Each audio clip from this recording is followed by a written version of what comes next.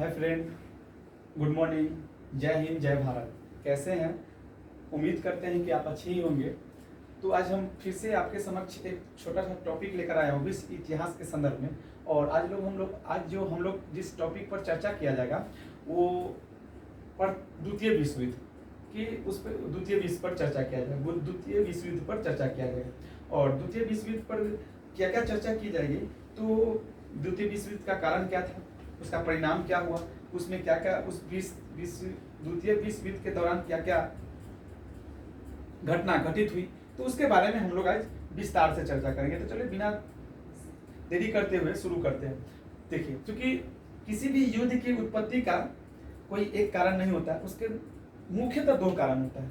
एक कारण तो तत्कालीन कारण होता है जो भड़काने का काम करता है, दूसरा का जो कारण होता है वो दीर्घकालीन कारण होता है। अगर दीर्घकालीन की अगर हम बात करें तो दीर्घकालीन का काम क्या है कि जो पहले से जो पूरा असंतोष आएगा, वो असंतोष को एक जगह एकत्रित कर देगा और तत्कालीन कारण क्या करेगा, उसमें सलाई मारकर उसको लहरा देगा। आइए प्रथम विश्व युद्ध, द्वितीय विश्व युद्ध, अगर इसकी तत्कालीन कारण की बात की जाए तो तत्कालीन कारण में सर्वप्रथम कारण को हम देखा जाए तो साम्राज्यवादी नीति। साम्राज्यवादी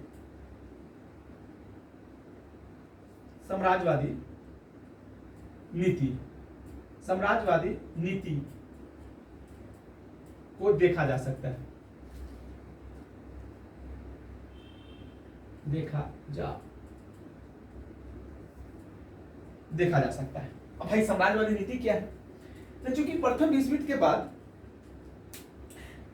यूरोपीय राष्ट्र में हुआ यह था कि सभी यूरोपीय राष्ट्र अपना राष्ट्र को वर्चस्व स्थापित करने के लिए साम्राज्य का विस्तार करने लगे। सभी राष्ट्र, जितने भी राष्ट्र थे, पराजित राष्ट्र से, प्रथम विश्व युद्ध में से, जीते हुए राष्ट्र से, सभी राष्ट्र अपने अपने देशों को यूरोपीय परिधि में वर्चस्व स्थापित करने के लिए वह क्या किया कि अपने अपने राष्ट्र को विस्तार करना शुरू कर दिया। और जैसे ही विस्तार करना सब शुरू किया तो एक दूसरे देशों का हित टकराने लगा। कैसे टकराने लगा? तो मान लीजिए कि ये कलम मेरा है, ये कलम है, और इस कलम पर हम भी चाह रहे हैं कि हमारा वर्चस्व स्थापित हो, एक कलम पर आप भी चाह रहे हैं कि आपका भी वर्चस्व स्थापित हो। तो क्या हम दोनों में क्या होगा? संघर्ष होगा, विरोध उत्पन्न होगा, और जिसका विरोध उत्पन्न होगा और जिसको जो ज्यादा ताकतवर रहेगा उसको इस पर उसका वर्चस्व स्थापित हो जाएगा। तो क्या होगा? एक दूसरे में क्या हो गया? असंतोष हो गया, माने एक दूसरे का क्या हुआ? दुश्मन हो गया। तो ये ऐसे यही साम्राज्यवादी नीति जो था और विस्तार करते गया, जो पुरानी साम्राज्यवादी नीति और नए साम्राज्यवादी नीति का टकराव होने लगा। यानी पुराने साम्राज्यवादी नीति का मतलब क्या है कि सबसे पहले यूरोपीय परिधि में अगर देखा जाए तो सबसे मजबूत राष्ट्र, औद्योगिक राष्ट्र के रूप में ब्रिटेन को देखा जा सकता है, और उसी के द्वारा पहले साम्राज्य विस्तार करना शुरू किया गया। एक वो विस्तार करना चाह रहा था। ऐसे से नए देश था, इटली, जर्मनी, ये सब भी अपना देश को विस्तार करना चाह रहा था। तो एक तो कारण ये असंतोष का कारण हुआ, जो आगे चलकर देखिएगा कि विश्व युद्ध कैसे बनता है। दूसरा कारण वर्साई की संधि था। वर्साई माने पेरिस की संधि, पेरिस शांति सम्मेलन। और पेरिस शांति सम्मेलन क्या था? तो चूंकि देखिए हमारा वीडियो प्रथम विश्व युद्ध का डल गया हुआ है, देख लीजिए, तभी पेरिस शांति सम्मेलन आपको समझ में आएगा, वरना समझ में नहीं आएगा। तो देखिए पेरिस शांति सम्मेलन क्या था? तो पेरिस शांति सम्मेलन था कि प्रथम विश्व युद्ध के बाद हुआ ये कि सभी यूरोपीय राष्ट्र में प्रथम विश्व युद्ध समाप्त हुआ, और समाप्त होते ही ब्रिटेन, अमेरिका के जो राष्ट्रपति वुडरो विल्सन थे, वो चाह रहे थे कि विश्व एक शांति, मतलब कि वो चाह रहे थे कि यूरोप में शांति व्यवस्था बनाए रखने के लिए एक शांति सम्मेलन का आयोजन किया जाए। इसी संदर्भ में पेरिस शांति सम्मेलन आयोजन किया गया, ठीक। और उसमें जो भी देश हारे हुए थे सभी राष्ट्रों को बुलाया गया, और जीते हुए सभी राष्ट्रों को बुलाया गया। और जो आपको पता है ना कि जो राष्ट्र हारता है उसी पर युद्ध का हर्जाना भरना पड़ता है। उसी प्रकार इसमें भी जो प्रथम विश्व युद्ध कौन कौन हारा था? तो जर्मनी था, ऑस्ट्रेलिया था, उसके बाद तुर्की था, उसके बाद और जर्मनी, ऑस्ट्रिया, तुर्की, अल्बानिया, ये सारे कंट्री हारी हुई थी। जीते हुए थे कौन कौन थे? तो जीते हुए में था क्या नाम है, ब्रिटेन था, रूस था, अमेरिका था।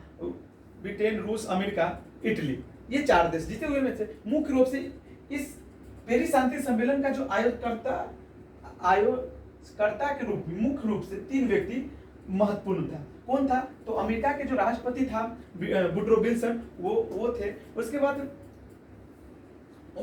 ये ब्रिटेन का जो प्रधानमंत्री ये जॉर्ज था, वो थे। उसके बाद फ्रांस के प्रधानमंत्री थे। ये तीनों ही इस पेरिस शांति सम्मेलन का प्रतिनिधित्व कर रहे थे। तो हुआ कि इसमें जर्मनी को इस शांति सम्मेलन ने जर्मनी के साथ एक वर्साई के संधि किया। क्या किया? जर्मनी के साथ क्या किया गया? जर्मनी के साथ वर्साई के संधि, क्योंकि आपको पता है ना कि जो हारा हुआ देश था उसके साथ संधि किया जाता है। तो जर्मनी के साथ वर्साई का संधि किया गया, और जो वर्साई का संधि किया गया और उस संधि में जिस प्रकार व्यवहार किया गया जर्मनी के साथ, वह अपमानजनक व्यवहार किया गया था। क्योंकि जर्मनी के जो प्रतिनिधित्व थे, यानी राष्ट्रीय अध्यक्ष थे, उसके साथ जिस प्रकार व्यवहार किया गया, वैसा व्यवहार किसी राष्ट्र के प्रतिनिधित्व के साथ नहीं किया गया था। मतलब कि उनको एक कैदी के रूप में वहां पे उन्हें रखा गया था। मतलब कि इस शांति सम्मेलन में सभी राष्ट्र को एक साथ बैठाया गया, और जर्मनी के जो राष्ट्रीय अध्यक्ष था उसको अलग बैठाया गया। उसको उस शांति सम्मेलन में मतलब कि भाग लेने भी नहीं दिया गया, उसे बाहर बैठाया गया। इसे मात्र 2 बार वहां पे उस शांति सम्मेलन, वहां पे जहां से सम्मेलन हो रहा था, वहां पे मात्र 2 बार ही इसे बुलाया गया। एक बार जो वर्साई के संधि का जो स्वरूप तैयार किया गया, उस स्वरूप को पढ़ने के लिए। दूसरा बार जो वर्साई के संधि पर हस्ताक्षर करने के लिए इसे बुलाया गया। जिससे क्या हुआ कि वहां की जनता व्यापक स्तर पर असंतोष हो गया। मतलब उस जनता की उग्र राष्ट्रीयता की भावना उत्पन्न हो गई, और उग्र राष्ट्रीयता की भावना उत्पन्न हो गई, जिससे कारण क्या हुआ कि जनता अब इस शांति सम्मेलन का दोषी जो जर्मनी का अपमान हुआ, उसका अपमान का कारण जर्मनी के जो वाइमर गणराज्य उस समय स्थापित था सरकार में, उसके शासक को माना गया, और वह माना गया, ये हो गया। और इस पर इतना ज्यादा वर्डन दिया गया, इतना ज्यादा दबाव, प्रतिबंध लगा दिया गया, इसके जर्मनी के क्षेत्रों को विभाजित कर दिया गया, युद्ध हर्जाना भरने के लिए कहा गया। 6 लाख डॉलर युद्ध हर्जाना भरना पड़ा। और जर्मनी के क्षेत्र जो ऑक्सेस लॉरेंस का था क्षेत्र, वो उसके बाद ऊपर के था स्लेस्विक और हॉलस्टेन, जर्मनी के ऊपर स्लेस्विक और हॉलस्टेन का क्षेत्र था, वो भी विभाजित कर दिया गया। इस कारण से जर्मनी के जो आंतरिक भागों में व्यापक असंतोष हुआ, जनता असंतुष्ट हुए, और इस सभी का जो जर्मनी का जो अपमान होना पड़ा, इस सभी का कारण वह शासक को माना था कि सभी का कारण शासक है, और वह चाह रहे थे कि अब वो नए शासक के विकल्प में था। उसी दरमियान हिटलर का जन्म होता है। हिटलर इस परिस्थिति को फायदा उठाना चाहता है, और वास्तव में वह स्थिति का फायदा उठाता है, और वह जो वर्साई के संधि में किए गए प्रावधानों को सभी को उल्लंघन करना शुरू कर दिया। जिससे क्या होगा कि इटली के राष्ट्रवादी का समर्थन प्राप्त होने लगा उसे, और वह एक आगे चलकर धीरे चलकर वह एक तानाशाह के रूप में स्थापित हो गया। उसी प्रकार पेरिस शांति सम्मेलन में जिस प्रकार गुप्त संधिया की गई थी प्रथम विश्व युद्ध के दौरान, उस गुप्त संधिया में जो प्रावधान किया गया था, वह पेरिस शांति सम्मेलन में उसका सम्मान नहीं किया गया, मतलब उस गुप्त संधिया का वैल्यू नहीं दिया गया, जिस कारण से जो जीती राज्य थी इटली, वो भी असंतोष हो गया। कौन था? इटली असंतोष हो गया, और इटली असंतोष होने के कारण इटली में भी एक नई विचारधारा उत्पन्न हो गई। कौन? तो कौन विचारधारा उत्पन्न हो गई? तो फांसीवाद विचारधारा उत्पन्न हो गई। हाँ, फांसीवाद विचारधारा उत्पन्न हो गई। और वह फांसीवाद का जो नेतृत्व कर रहा था वो मुसोलिनी था। वो भी बहुत तानाशाह लड़का, वो भी तानाशाह था। अब हुआ कि सभी राष्ट्रों ने मिलकर, जो भी हारे हुए जीते हुए राष्ट्र ने क्या किया कि अब अपना अपना देश को विस्तार करना शुरू कर दिए। और इसलिए वो सैनिक प्रावधान, जो भी सैनिक शस्त्र अस्त्र का भी अब होड़ उठ, मतलब कि शस्त्र अस्त्र का भी अब वो लोग विकसित करने लगे। बड़े बड़े मात्रा में वो लोग अब अस्त्र की ओर, अस्त्र को अपनाने लगा। इसी कारण क्या हुआ कि एक दूसरे देशों में क्या हो गया, असंतोष उत्पन्न हो गया। और यही असंतोष आगे चलकर एक विश्व युद्ध का बीजारोपण करने का काम करता है। एक तो दो कारण तो हो गया, और तीसरा कारण तानाशाह। तानाशाह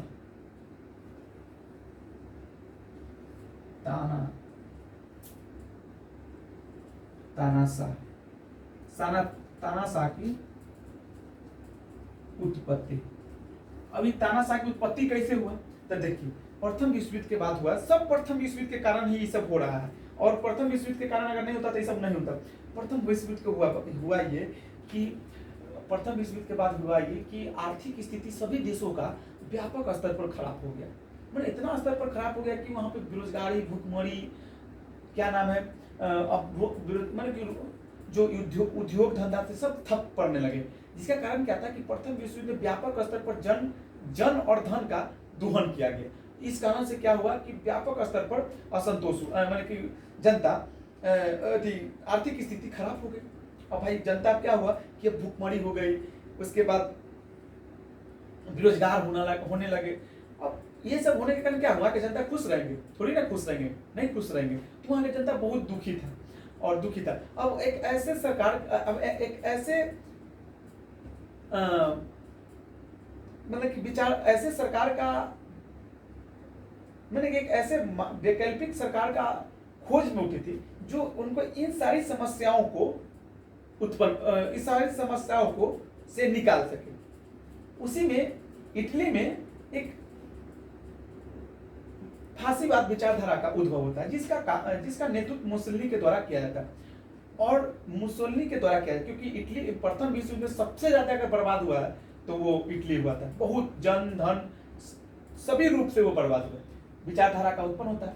और यह तानाशाह क्या किए कि जो असंतोष के कारण था, वो सारे असंतोष के कारणों को बोलने लगे कि अब हम इन्हें समाप्त कर देंगे। मैंने झूठ बोलना शुरू कर दिया कि हाँ, हम अब क्या बेरोजगार था, उनको कह रहे थे कि हम सत्ता में आएंगे तो रोजगार देंगे। किसान थे असंतोष, किसान को बोला कि हम सत्ता में आएंगे तो आपको सुविधा प्रदान करेंगे। पूंजीपति जो जमींदार असंतोष थे, उसको बोला कि हम सत्ता में आ जाएंगे तो आपके असंतोष को कम कर देंगे। जिस कारण हुआ कि इनको सपोर्ट, सबका समर्थन मिलते गए और इसकी विकास होते चल गया। आगे चलकर यह तानाशाह के रूप में स्थापित हो गया। दूसरा का बात की जाए जर्मनी में, तो जर्मनी में भी यही शांति सम्मेलन, जो पेरिस शांति सम्मेलन हुआ था और वर्साई की संधि में जो प्रावधान जर्मनी के साथ किया गया था, जिस प्रकार व्यवहार किया गया था, वैसे जर्मनी को असंतोष करने का काम किया, जो कि एक नई विचारधारा को जन्म देने का काम किया, जिसे नाजीवाद विचारधारा के नाम से जाना जाता है। नाजीवाद का जो नेतृत्व जो कर रहा था वो हिटलर के द्वारा किया जा रहा था। अब उसी प्रकार यहाँ पर भी बड़े, मतलब आर्थिक स्थिति आ गया, आर्थिक स्थिति कमजोर हो गया। उसके बाद इटली में जो प्रतिबंध लगाया गया था, उस सारे के सारे प्रतिबंध से जनता असंतोष थे। उसके बाद युद्ध का जो हर्जाना देना था, उससे भी जनता मतलब व्यापक स्तर पर असंतोष था। हुआ ये कि जनता एक ऐसी, मतलब कि तलाश कर रही थी जो इन सभी समस्याओं से उनको निकाल सके। वही में ये आ गया हिटलर ने भी वही काम चाल चला जो मुसोलिनी ने चला। और हिटलर ने क्या किया कि शुरू में आते आते जो जर्मनी के जो भी जैसे ही चांसलर बनता है और जैसे चांसलर के पद पर स्थापित होता है, वैसे ही जर्मनी में जो जितने भी प्रावधान किए गए, प्रतिबंध लगाए गए थे पेरिस शांति सम्मेलन के दौरान, उस सारी प्रतिबंधों को समाप्त करने का काम किया। और इनको उसी प्रकार इनको वहां के राष्ट्रवादियों के द्वारा समर्थन प्राप्त होने लगा और आगे चलकर यह भी एक तानाशाह के रूप में स्थापित हो गया। और यही तानाशाह ने आगे चलकर विश्व युद्ध की शुरुआत कर दी। तो ये तो हो गया, मतलब कि दीर्घकालीन कारण। तत्कालीन कारण क्या कि ये जो हिटलर था वो साम्राज्यवादी विचारधारा का था। वो जर्मनी को विश्व में एक बड़ा साम्राज्य के रूप में स्थापित करना चाहता था, और इसीलिए वो उसके विदेश नीति भी इसमें देखा जा सकता है। और इसीलिए वो क्या अपनी नीति इसलिए वो नीति बनाया, और वो अपनी नीति अब योजना बनाया, और योजनाबद्ध तरीके से वो काम करना शुरू, मतलब कि वो साम्राज्य विस्तार करना शुरू कर दिया। शुरुआती में जो क्षेत्र पेरिस शांति सम्मेलन के माध्यम से उनसे छीनी गई थी, उस सारे क्षेत्रों को हिटलर ने क्या किया, जर्मनी के अधीन समाहित किया। फिर भी अभी यूरोपीय राष्ट्र कुछ नहीं बोल रहा है, न ब्रिटेन कुछ बोल रहा है, न फ्रांस कुछ बोल रहा है, न अमेरिका कुछ बोल रहा है, न इटली तो वो भी साम्राज्य विस्तार था, नहीं बोला। और धीरे धीरे कर ये क्या किया कि साम्राज्य विस्तार स्थापित करने दिया।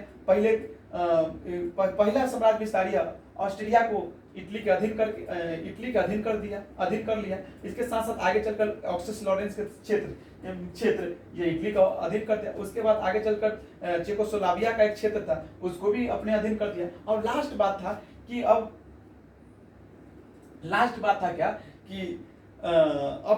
यूरोप पर रूस पर हमला किया जाए, और रूस पर हमला किया जाए तो रूस पर हमला कर देता। तो इसकी शुरुआत जो द्वितीय विश्व युद्ध की शुरुआत होती है, जर्मनी ने पोलैंड पर हमला कर दिया। पोलैंड पर जब हमला किया तो हमला के बाद युद्ध शुरुआत हो जाता है।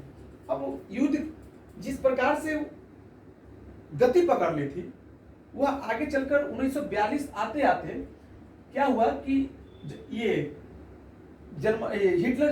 हिटलर की वर्चस्व स्थापित हुआ पूरे यूरोप में। लगभग देखते देखते आधा से बेसी यूरोपीय क्षेत्र पर हिटलर ने अपना वर्चस्व स्थापित कर लिया। और इस दौरान ब्रिटेन को इतना पीटा कि ब्रिटेन का अस्तित्व बचना नामुमकिन था।